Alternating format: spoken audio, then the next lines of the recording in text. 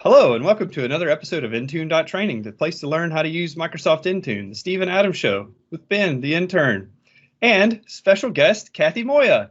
Hey, Cathy. Hi. Hey, Cathy. Hey there. Hey, thanks for joining us. We just are so excited. Thank you so much for agreeing to come on the show with us today. So before I butcher your job title, Cathy, tell us who you are. What do you do for Microsoft? Okay, so I'm a senior program manager, which program management at Microsoft is a little confusing because I don't program and I don't manage people. I manage programs. And so I manage customer programs. So the team that I'm on is called a customer experience engineering team. And so there's a whole lot more now in this day and age. I didn't even realize this until maybe a year or so ago. Like the whole customer success and customer experience is really turned into a whole discipline that's out there. And so we have lots of different things within customer experience engineering.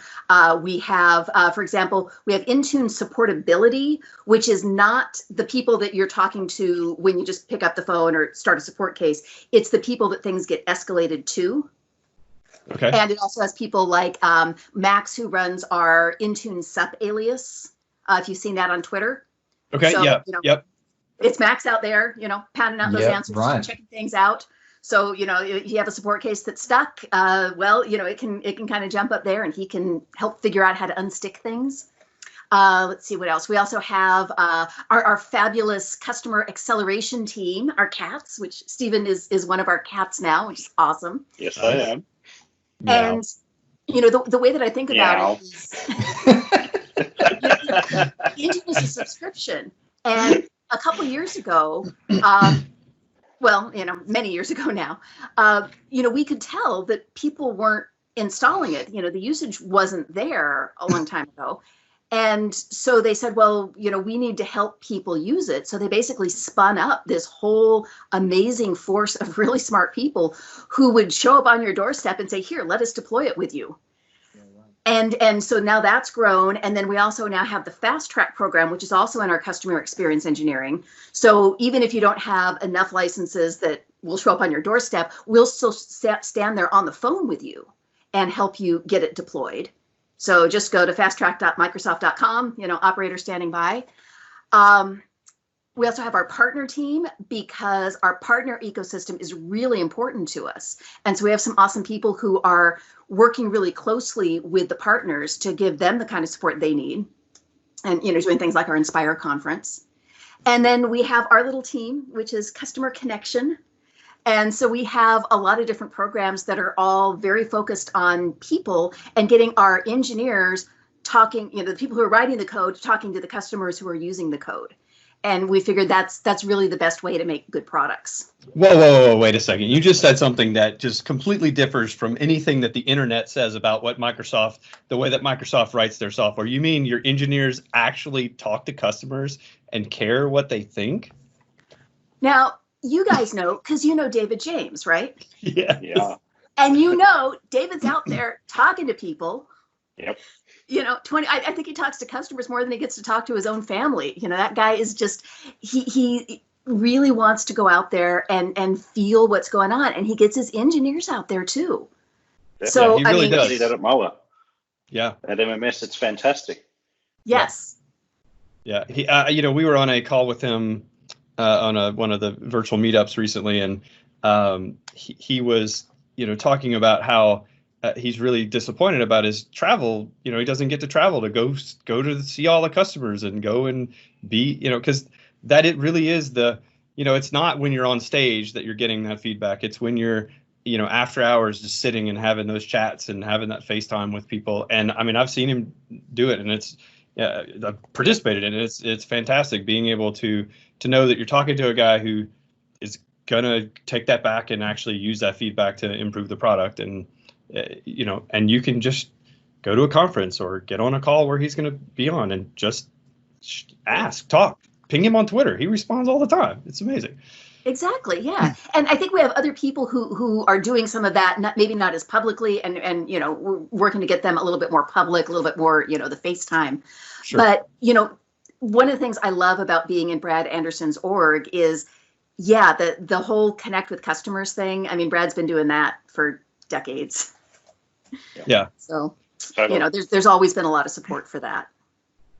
Yep. And so you've mentioned all these the programs that you manage or that you're part of in your Involved group with. there. I don't think Cathy manages all of those programs, Adam. Don't put No. Sorry. Yes. Sorry. Yeah.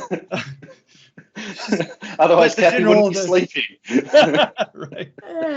I got a few Another hours program between 2 that and 3 I'm not that using. you are involved with that Ben and I are recent new members of, and Stephen is now a former member of, is the MVP program.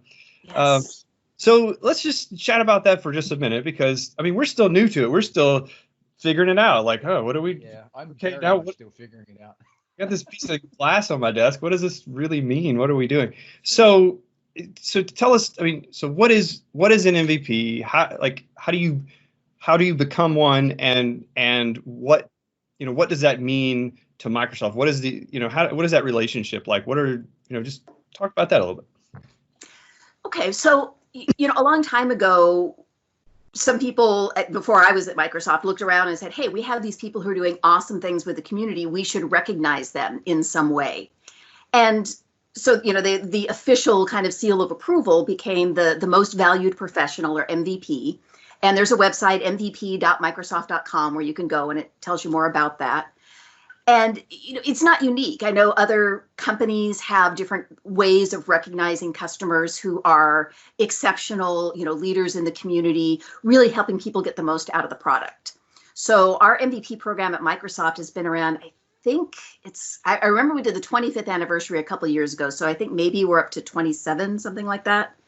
Sounds about right. Which at a company like Microsoft, that's fantastic that it survived all those reorgs, all those budget changes, all the people changes, and it's still there, and it's still something that really gives us a lot of value. So what we're looking for in MVPs is people who are really active in the community. So it's not just, I write a blog now and then.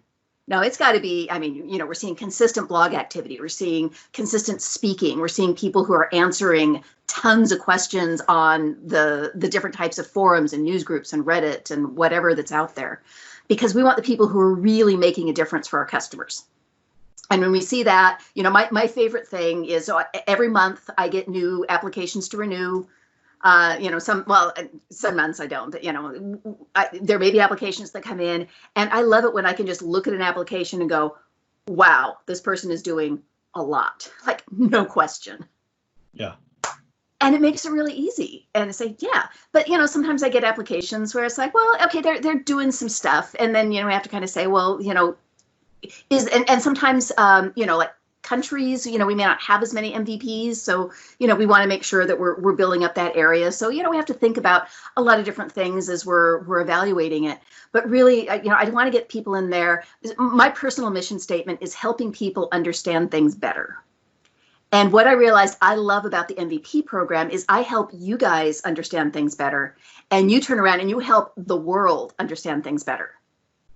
So I just get this multiplying effect that makes me so happy. Nice. Well, it's certainly been, just in the short, last couple of months, it's just been an incredible whirlwind ride. Just like, wow, I didn't know this was, what this community was all about, and the, kind of seeing the behind the scenes piece of the MVP program. It's been quite eye-opening, and it's definitely from I'm already seeing the acceleration in my career as far as my my skill set and the knowledge that I'm getting, just being able to have some more direct contact and being able to, one of my favorite things is there's a Discord channel that we're on, called, it's aka.ms/winadmins. Sign up. And on there is, people will ask questions and, have issues or whatever. And I've now got contacts with, there's some dev guys that'll answer me directly, and I'll reach out to them and say, hey, can you check this? Is this a bug? Can you let me know where this is? And or I'll say, hey, I'm talking to somebody. Is this something you're interested in? and they'll say, oh yeah, have them contact me or whatever. And so being able to connect people in a way that is like, before it was like, well, call, Microsoft will answer you, I promise. And it's like, no, now I actually have people that I can go to on behalf of someone in the community, and being able to facilitate that just is fantastic. I really, really enjoy being able to, not that I need to be the middleman, but I like being able to help people get problems solved, because it's one of the things I hate the most is when you're reading through things on the forums and things where people are just, they just, oh, typical Microsoft is doing it again or whatever. It's like, no, just get help, and let me help you get help. And so it's it's nice being able to be part of this, to be able to offer that to people. Well, yeah, you help us scale, because we can't necessarily be out there doing all that one, but you let us know, hey, there's this thing that we need to go pay attention to. But at the same time, you can handle the easy stuff. It's hard for them, but it's stuff that you've been around enough, it. And so you can just. Exactly. I think me personally, being able to, like, especially working on Intune specifically, as early as myself and Steve did, really, there was no information on the internet or sort of community-wise. It was really difficult to try and figure out what was happening, and we were coming up with solutions before there were actual solutions to things. And I'm just like, I personally felt responsible to document that process, because if like my entire career, if other people hadn't done that, then I wouldn't be where I am. So it's like, on the shoulders of giants sort of thing. But like, whenever I find something that I've figured out, I spend a little bit of time on the internet trying to see if other people have done it as well. If they haven't, it immediately goes up. And I love that I can do that. And I love that, like, the MVP platform allows other people to see what I'm doing. So it just sort of amplifies that. Yeah, it's really, really good. Yeah. What you just described, Ben, was exactly how I got started, because I figured out a thing and no one else had it. And I was exchanging some tweets with, I think it was Mike Nystrom and Johan Arwigmark, and who are, come on, like, if you've done OSD any amount of time, you know those guys. And I was like, they're responding to me and saying that, and like, I figured it out, and I was like, well, I'm gonna write a blog, and I started a blog and I wrote about it, and it was a thing, and it took off, and people referenced it, and it was like, wait, I added value to, really? And it lit a fire, and I love it. It's fantastic. Yeah, I think we've talked about this offline, but the first blog post that I wrote, it was just about forcing a script to rerun. It was like the easiest thing in the world, but there was no documentation on it. It's got like 30,000 views or something, and it's still by far like the biggest thing that anyone ever goes to. But yeah, it's that sort of stuff, right? I spent a week trying to figure out why this thing wasn't running again, and I'm just like, wait, there's got to be a switch somewhere in the registry that's going to make this work. There was. Yeah. So this dates me, but I was a trainer back in the Windows 95 days, and trying to make group policy work. The official training manual the lab had some problems, and I really spent the night trying to get it to work before I had to teach it the next day. Oof. And so this was back in 95-ish. We didn't have Twitter. We didn't have, eventually we got the NNTP news groups, and I lived on those NNTP news groups. And that was actually how I ended up, getting into Microsoft, was knowing people through that. Sure. But, it was that early, MCT community through NNTP that, saved me. Yeah. I couldn't imagine being able to do what I do without having really fast internet and a lot of contacts. And the ability to Google. Oh my God. Yeah. Absolutely. It makes it easy. Yeah. I think that the access to information being able to get the information is one thing, but I think recognizing that it's people in the community that are spending their time to share this information, to make a point of making it public. And that's huge. the amount of, and I know there's a lot of folks that aren't sharing their stuff, and they you know, it's their business product and everything, and I get that, but to be able to have so many things where it's like, oh, you know, look at all the MVPs that could be making money off of the stuff that they've written, and just the amount of stuff. Conversation that we've had where people have been like, oh, well, you could make a whole heap of money out of training guys. Are you going to get involved? So, not interested. We've got day jobs. But then we'd have to plan, Steve. Yeah. Yeah. It kills the ethos of the training channel. But it's exactly. Plan, just do. It definitely helps to be able to motivate you and say, look at all these other people that are doing the same thing, that are giving, and even the non-MVPs. Let's be honest. There are a ton of people out there who just they're not, and we didn't. I mean, come on, me and Ben, we didn't do this for MVP. We got recognized by people in the community and said, hey, we think you meet the requirements. Why don't, we want to nominate you. And so it's, okay, I guess, but sure, we'd be doing this. I mean, like you said, like we'd be doing it anyway. It's part of it's just in the nature of what we do, we enjoy this, and we enjoy the being part of this community and being able to share with everyone. It's like nothing else I've ever experienced. Yeah, you got to do it because you love it, because it's a lot of work. And quite honestly, sometimes people just, lives change, jobs change, family situations come up, and it's just hard to sustain. And, it's not a lifetime appointment. You guys really have to work hard every year to keep it up. Yep. Definitely, especially with the changing technology landscape. Keeping up is just... It's almost a day job, dude. It's almost a full-time day job, Yeah, if you're doing it right, it is. Yeah, exactly. I'm super impressed with some of these people that are traveling the world, training, and then also keeping up with the technology, and that their day job is literally going and running around, and then having enough time to get involved in the community and get out there and present, or get out there and blog post, or podcasts. It's just amazing what's happening, what people are willing to do in the community. But be honest, I mean, I've seen people post from the airplane, okay, I'm starting my site upgrade now. Yes. Yes. Was it the other day, Rob York, he was doing his, he was RDP'd from his phone to his server to do his 2006 upgrade. So exactly. Because it's in our blood. It's what we're going to do, Yeah. I still want to do autopilot on autopilot.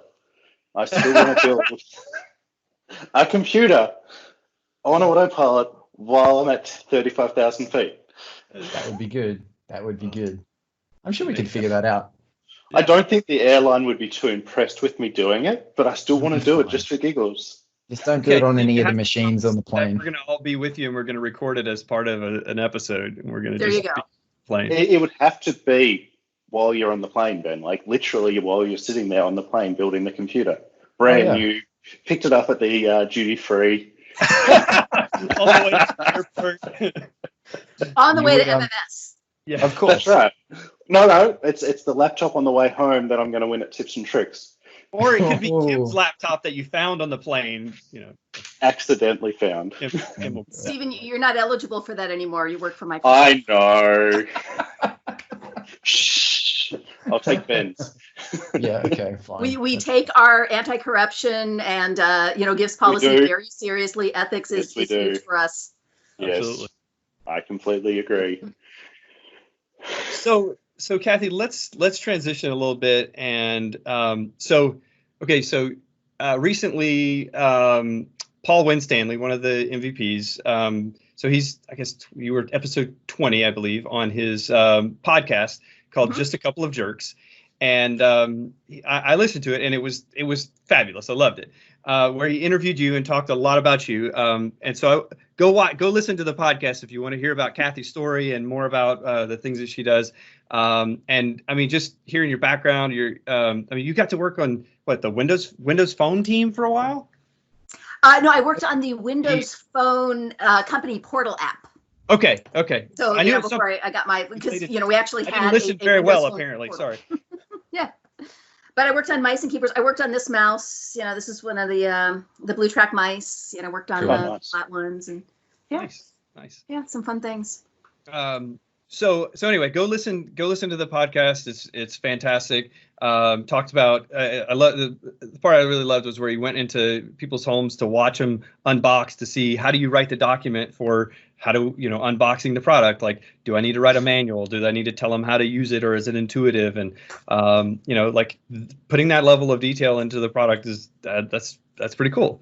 But one of the other things you talk about is this initiative that you're part of called I'm going to get it wrong. WomenITPros. Mm-hmm. So let's talk about that a little bit. What is that? Is that just a girls' club? Is that what do we? Because what is that? So what happened a couple of years ago it was 2018. I think, Stephen, you may have been at the MVP Summit in 2018. Yep. And I had 2 women there, so I was really excited. Right. I had Sandy and Amy were there, and I had a new manager. So he came in, he watched what I was doing with the MVPs. And afterwards he said, "This is great. Where are your women?" It's like, 2, I got 2. This is better. I mean, I had 0 like the couple previous years. And I really had to kind of stop and think. So I've worked in tech for over 30 years. And I was just used to the fact that, yeah, it's mostly guys. And so what, it doesn't bother me. I haven't had, horrible experiences like I know some women have, unfortunately. Yeah. But I never really thought about it as something I could do anything about. And so it was one of those aha moments where I started to kind of unravel it and think, okay, how am I going to get more women MVPs? Well, we're not going to make someone an MVP just because they're a woman, right? That no woman would want that. Yeah. So that means we have to get women who are taking these kind of leadership roles in the community. Okay, well, how am I going to find women to take leadership roles in the community? Well, that means first I need to find the women who are in the community for, at that time, what was Intune and Configuration Manager. Now I can just say MEM. It's so much easier. So how do I find the women who are doing MEM? Well, okay, that's not the biggest pool. Like, even if you take all of the humans doing MEM, it's not a huge pool, right? Mm-hmm. We're a very rare small breed. group. Rare masochistic breed, right? So yeah. I figured, okay, let's expand it. How many women are out there doing IT pro work? Can I find a group of women who is doing that? And I started looking, and what I found was a lot of women in tech groups, tons of them. But guys, what does women in tech mean? Really, like, break it down. Aren't we all in tech now? Yeah, I mean, everything's computer-based, right? Yeah. Yeah, like what, 80%, 90% of all jobs in the world are now based around technology in one way or another. Yeah. So we're all women in tech. In one of the WomenITPros meetups I did in AltSpace, a woman dropped by. She didn't even know about the org, but she just saw it listed in the AltSpace directory and came by. And she manages the servers in a coal mine in Canada. Wow. Women in tech, right? It's hidden. So what I started thinking about in terms of this women in tech is, okay, there are people who make the tech. So yeah, I mean, you probably have some pretty mad skills if you're doing that, whether it's writing code or, physically assembling, you may have STEM degrees, you're working with, biochem and all this stuff. And that's awesome. And so we definitely need that kind of maker level. But then there needs to be this whole ecosystem around the making, because things just don't, pop fully formed off a lab table somewhere. People have to spec it, they have to market it, they have to get people using it. So there's that entire piece of the ecosystem of kind of the support of bringing something into market and keeping it in market. And then there's the entire ecosystem of using it, deploying it. So that's where we get all the IT pros, like the jobs that Stephen is doing. And we have a lot of women on our CAT team. In fact, the woman who runs, 2 women now who run our WomenITPros in Europe are also both on our customer acceleration team, because our group really supports, us coming out and doing things like this. So you get the deployment, and then kind of at that top layer, you get the users. So like, if you get people out there who are using the hell out of Power BI, that's tech, right? Yeah. And some of those people are women. So we're all women in tech now. And, I love that there are all these groups, and I think that's great. But if you try to have a conference for women in tech, like, what do you talk about? Yeah. Exactly. Yeah. Because how everybody's going to have, everyone's going to have different tech. So then I saw, tons of things about women for coding, which again is awesome because we need women coders because there's that maker level, right? So we want women in there helping make this stuff. But again, you get a bunch of women coders together. Well, they probably have a little bit more to talk about, but are they doing Python? Are they doing C? We kind of need to help people find communities of practice that are close to what they're doing so that we can see ourselves in each other, right? Sure. So I said, okay, I don't see anything out there for this IT pro space. And the IT pro space is where I've spent all my time. I don't code, but I started, just going off and doing troubleshooting, figuring out how to troubleshoot things and, getting a little bit of network training and okay, this is how you network stuff together. Here's the OSI model. Great. So getting kind of those people together. And I figured let's also bring in the people in the supporting ecosystem, like the program managers, like the technical writers, the technical marketing people, because they're in there really deep in this technology. And so that was kind of the whole idea behind Women IT Pros. But I am the initiator, but I don't want to say that I own it because I think, calling it hashtag Women IT Pros, I want other people out there to say, yeah, I want to start. I haven't found like women in Exchange or women in like email administration. So why not? If you're out there, if you're a woman doing email, come get the other women who are email administrators together, because that's going to give you like your little tight group. Now, I also think women should be participating in, these other conferences, and like we have Ignite coming and being part of the larger technical community, no matter what your gender is. Yeah. But for women to kind of find their spaces in there. And I'll tell you, one of the things that I found is, you talk to some of these women and it's like, well, you've worked with us for a while. Why aren't you speaking and blogging about it? And sometimes they go, yeah, why aren't I speaking and blogging about it? And sometimes, the thing that really breaks my heart, but I understand it, is I've also heard women say, well, if I go and I speak at a conference and I get something wrong, then someone's going to shoot me down. They're going to shoot me down. There will be people who will shoot her down and say it's because she's a woman. She doesn't know her stuff. Yeah, totally. And it's ridiculous because you would never say, well, he doesn't know it because he's a man. Right. Yeah, but, exactly. It's just so wrong. Yeah, but there are still people who think like that, and so that's kind of the root that we need to address, and we need male allies out there. If you hear something like that, call them on it. Oh yeah, completely.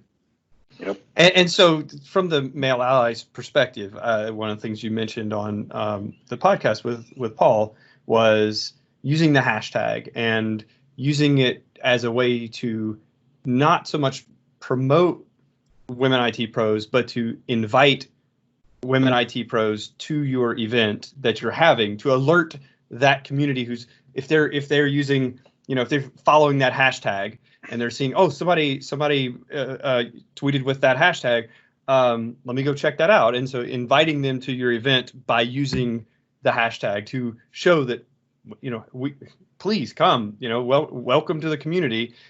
Even if it's not a, we're not having a women's event, but we want to ensure that women feel welcome, and that I think by putting that out there helps hopefully at least buffer the potential for the stupid types of responses that women might get by getting something wrong. Heaven forbid. Jeez. Yeah. Oh, sorry, we can't be human. Jeez. Yeah. So I really like that idea. It's kind of weird because so from my perspective, just looking at it, saying, okay, so you've got Women IT Pros, and so that feels like a safe space for women, and so it almost feels like, oh, I should, I don't want to go to your Women IT Pros event because, well, this is a women's thing, and so I don't want to crash the women's thing because I want to respect your space. But what you're really saying is, no, show your support to the women in the community by attending those events and saying, no, you're a peer. This is not so I mean, I appreciate getting a better understanding of it, because it does definitely feel a little bit like, oh, this is kind of weird. Am I supposed to show up here? Like, this is not right. But so what you're saying is that this really is, it's a women first initiative to make women part of the overall technical community. and help them feel accepted and help break down the barriers that we've built up over the years. Perfect. Yeah, couldn't have said it any better. Awesome. Exactly. Good. Yeah, so for events. Yeah, exactly. So one of the things that I find interesting, obviously with the women IT pro stuff as well, but just generally in IT, getting community engagement from IT pros has got to be one of the hardest. It's got to be one of the hardest industries in the world to really do that, right? Because famously, we're not really that socially well adjusted. I mean, I know from going to conferences all around the world that the small talk is one of the hardest things to get going, because everyone likes to sit in the corner and just, be real nervous. Yep. So that's obviously also got to play a big part. So, when you were saying, why aren't these people coming out to me, or, why aren't they being out in the community? That's got to play a part as well. Yeah. And well, I know I've also heard guides say, okay, well, I'm afraid to go up and talk to a woman because she's going to think I'm hitting on her or creeping on her. Yeah, right. And really, we can read the vibes. Like if someone is creeping on us or hitting on us, we know. So don't go creep and don't go hit, right? Yeah, I mean, just talk to them like another professional. Yeah. Yeah. And hang out and say, yeah, let's talk shop. Yeah, because really, I mean, women who are in this industry, like they really love it. And they got to really love it because, I mean, sometimes the barriers to staying in, so I've heard women just tell heartbreaking stuff. Yeah. So, just, make it welcome. Yeah, completely. Well, good. And so, Ben, you touched on kind of another piece there that we also wanted to chat about here. So if I'm a member of the community, so I'm using MEM, I'm using Intune, trying to make it better. How, as a customer, can I make the product better? How can I help? Your goal is to give me a better experience. How can I engage with that? I mean, I know you kind of led with some of the different programs that we can do, but I mean, do people, when I'm clicking the smiley face or the frown in the console, is that really doing anything? How can I really make sure, get my voice heard? What are the outlets that we've got as a customer? Okay, so outlets as a customer, there's definitely user voice, and I do manage the user voice site. Unfortunately, I am not the technical expert in all of those areas, so I'm kind of the switchboard. And so there's a lot of, back and forth that has to go on with product teams and managers, and can I say anything? And guys, I really feel bad every time you say any comment from Microsoft, and it's like, well, do I just say no? No, I have no comment. Does that make it worse or does it make it better? So I just haven't been, if I don't have anything to say, I'm not saying it. And, we need to do better on that one because we know you're taking the time on that one. And so we are working on that. The send a smile, send a frown, both in Intune and in Configuration Manager. Yeah, there are humans on the other end reading all of those. We do read all of this, but sometimes it's interesting. I'll see something on user voice and somebody will be saying, well, this has been up there for 2 years and you haven't done it yet. It's like, well, it has 12 votes, dude, and 3 of them are yours. Yeah. It's not a Santa Claus list. And so I think one of the things that may help, put some of this in perspective is, we have a lot of customer data coming in. So first of all, Stephen, you're out there on sites. How much customer feedback are you bringing in? So much information comes through. So much gets fed through. And even just on the MMD space where I'm sitting, it's because it's an incubation product, there is just so much information that we have to capture, have to feed up to the engineering team and go, well, this doesn't quite work properly. How do we make it work better? And work with them to get it better. And that's the big one, right? It takes time. You can't just go and it's fixed. We have sprints, we have cycles, we have finite resources. Yeah. And Stephen, do you understand it better now that you're on the product side than when I think our MVPs have a slightly better understanding because you are closer to the best. Oh, look, like when I was on the outside, I could see that there was always the dev cycles and all of that, but I understand it a lot better now being on the inside and seeing where it all fits in and everything associated. And look, one of the big things, and I don't think this is given enough credence, is we are heavily involved around privacy. We want to make sure your data is stored correctly, it's controlled, and if we're doing something wrong, we will fix it. And it's one of these things that you don't really see, but that takes a lot of time and planning and strategizing to make sure that when we're using, or when we're providing you a service, especially something like Intune, we've got to make sure that your data is stored in a secure manner that's not going to cause issues. Yeah.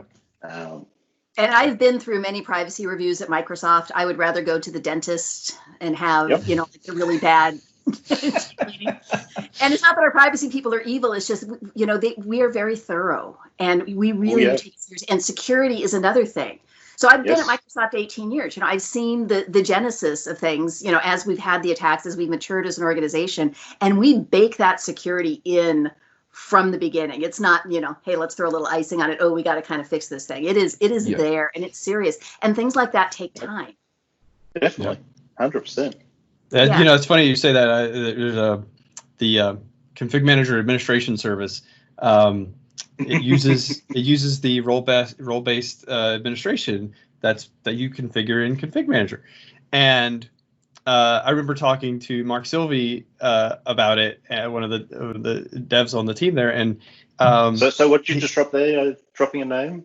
Yeah, and he said something to the effect of, well, yeah, we obviously can't release that because it was like something that came out in tech preview, but it wasn't shipped yet in the production or whatever. But it was essentially, well, there's no way we can release that without having good RBAC around it. Like we have to put all the security model around it. And so it's nice hearing that. It sucks because it's like, man, you could just release that, man. It's great. Like, no, we have to.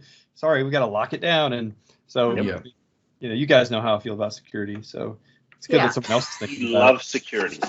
That's right here.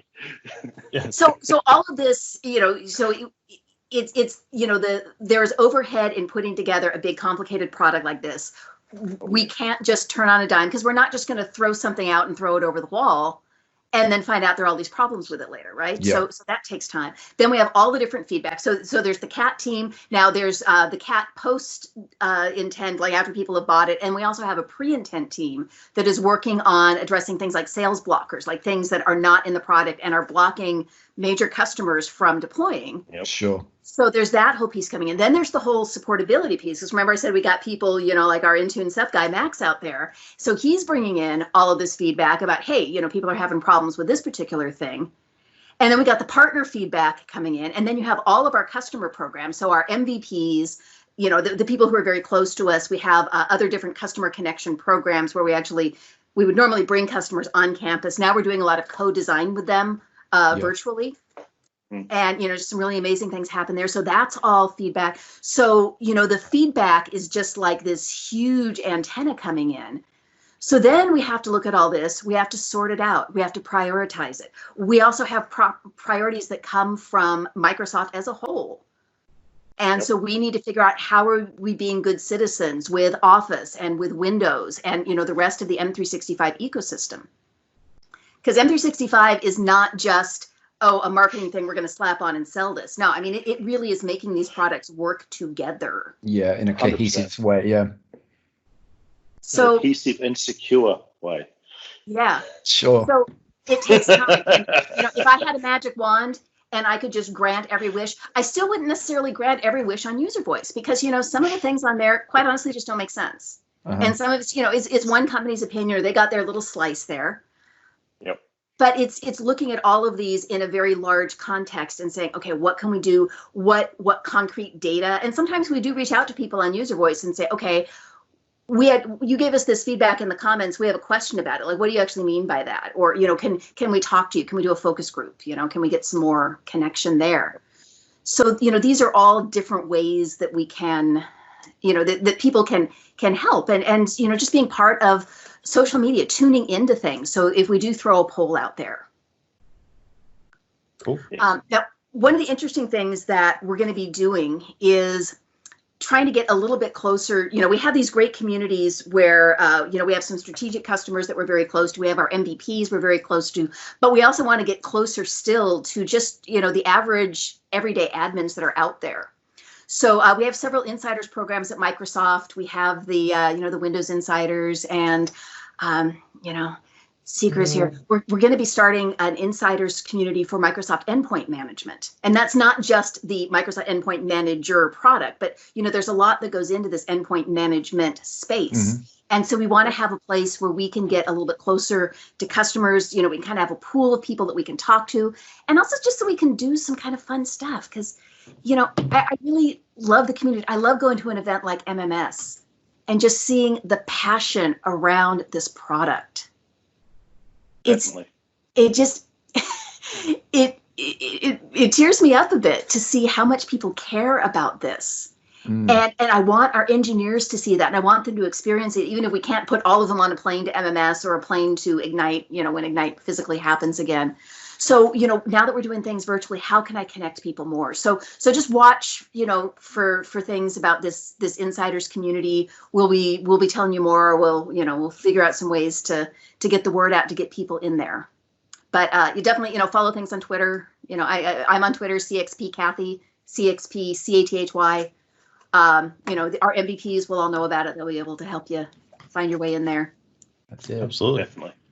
I love that idea. The Twitter handle will be in the description. Oh yeah. We'll put all the links to all your things. I've got several of them open. I've got your WomenITPros and your Twitter and your podcast thing. And so send me anything else you want on there, and we'll make sure that all that shows up down there. So Cathy, the energy and enthusiasm with which you've spent this last hour or so has been, it's very reflective of how we feel about this community and about this product and about what we do. And it has become, it is who I am now. It's what I've, this is life. And, I was having a conversation with my wife the other night about this, and she's getting aggravated with me spending so much time. I just told her I planned a user group in a couple of weeks, and she's like, "Are you kidding me? Like, the amount of time you're going to spend on that." I said, "But you don't understand. Like, this is the fulfillment piece. Yeah. This is where I've been working this job for 20 years, and this is the first time that I've felt fulfilled in that job in a way that's just different." And so knowing that there's this whole community of people that care about each other, even from not even from a technical perspective, but like we're friends, and like half these people I've never even met, and we're friends, and it's just a different world. It's quite amazing. And so the enthusiasm that you're bringing to this, we love that you represent us as MVPs, and that you're also representing us as customers and trying to legitimately ensure our success with the products that you're over. And so if you're watching this, like, just know that this is just one of many people in this organization that really do passionately love what they do and want you to be successful. And it's not about selling the product. It's about making your life easier as an admin, of running your business and meeting your business's needs. Thank you so much for bringing that passion to the show today. Well, I think you touched on an interesting thing, this tight community. So I mentioned, being a Microsoft certified trainer, and we had the NNTP news groups. Before that, we actually had, there was like MSN, dial-up kind of thing, where we were all getting together and talking to each other. Mm-hmm. And so I became friends with trainers all over the world. And then when they would come to the San Jose, Bay Area to teach, we would have them over for lunch, because my husband's also a trainer. I met my husband. We were working for the same training company. Nice. And, so he gets it, and we would have people over, and we had something that, was like a cafe kind of news group where you could just talk about anything. And we did. And once my husband asked me to pass him the remote while we were both logged into the news group, instead of just asking me verbally. That's marriage, folks. Yes, nice. It's so good. I love it. But yeah, I mean, just this is one of those rare groups that it's amazing to be part of. So if you're watching this and you're not engaged and you're not plugged in, get on Twitter, get on Discord, get on Reddit, find a spot. It doesn't have to, you don't have to go get Facebook if you don't like Facebook. You don't have to get Twitter if you don't want Twitter. Twitter's where it's happening. I mean, honestly, if you want to accelerate your career, get on Twitter and follow. Cathy's got go to Cathy's lists on her Twitter, and she's got the MVPs and the MIM team and different folks on lists that you can just subscribe to those. You don't have to follow anybody specifically. Just go check those lists out, and you'll see a feed of all the relevant content that's coming out of those folks. But what I would say though get is engaged. You don't have to sit there and be overwhelmed by Twitter. Don't feel you have to read every tweet. You're not going to be able to. Yeah. You don't have to read every tweet? Really? Get TweetDeck. You guys all use TweetDeck, right? I don't. Sometimes. You don't use I haven't used it. I don't use Twitter on my computer very often. It's just all on my phone.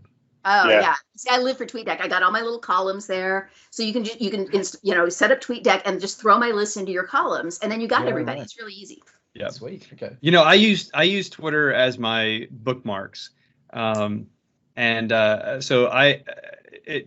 you don't have to remember the information. You just have to remember where it was. And so I just go and search Twitter, and I'm like, all right, I know it was these two people, and here's a keyword, and generally can find it, and it's great. I've got this, it's Adam's organization system, but it works.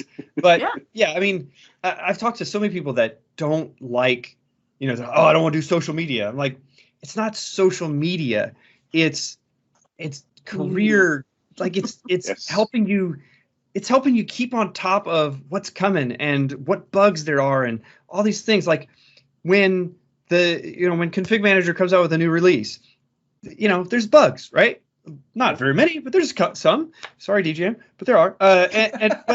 But they're watching Twitter, and people are posting it on Twitter and asking questions, and you'll see the conversations go back and forth of, oh no, we didn't know about that one. All right, okay, cool. We filed a bug for it, or we know about these, or what, and being able to follow that very easily just by scrolling through Twitter is awesome. And you don't have to be, like Steve said, you don't have to be overwhelmed by it. Pick and choose what you want. Mute keywords. Who is it? Christy Lemaire has she's a I think she's a SQL. I think she's a SQL. She does SQL DBA stuff. So yeah, she's a PowerShell or SQL MVP. But anyway, she's got a muted words list on GitHub. That's great. She calls it like the Twitter mental health list or something. So and she's just got all these political words and all these hate speech things. And you import those into your Twitter and say, just mute all this. And it just cleans it up and it keeps it healthy for you. It's nice. See, that's the community spirit. And then you're just making it available. It's in GitHub, open source. Yeah. It's beautiful. Yeah.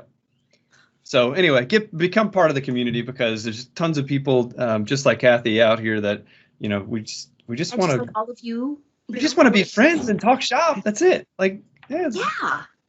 And we all get smarter, and I just really believe, even especially with COVID and not being able to be in person, just being able to see your faces and see your eyes, in this, even though trying to kind of stare at the camera. It means something. Yeah, completely. And, definitely. So, my thing is about creating connection. That's, if I can figure out all the ways I created connection today, I'm really happy at the end of the day. I feel like, success, touchdown. Yeah. Well, this is, we could go on and on and on. It really is it just is a fantastic family to be part of. Definitely. So, Cathy, can't thank you enough for coming on and sharing with us and being excited, and hopefully some of this excitement spreads, and we'll see some more folks jumping in the community. So, hey, if you get on, if you jump on any of the platforms and you can find us, or if you just want to leave a comment on here and say, hey, I did it just because you told me to, then let us know. Come and say hi to us on wherever you find us, and just engage. It'd be awesome. So thank you so much, Cathy. Thanks for Cathy. having me, and thank you for the work that you do. It's just, you're such an important piece of the community in helping us bring it all together. Well, thanks. It's been very unexpected. I know. See, we all get a little emotional about it, but it's, it makes it real. It sure is. Definitely. All right. Well, thank you so much, and I'll find the record button here as I always do. Thanks, Cathy. Successful demo.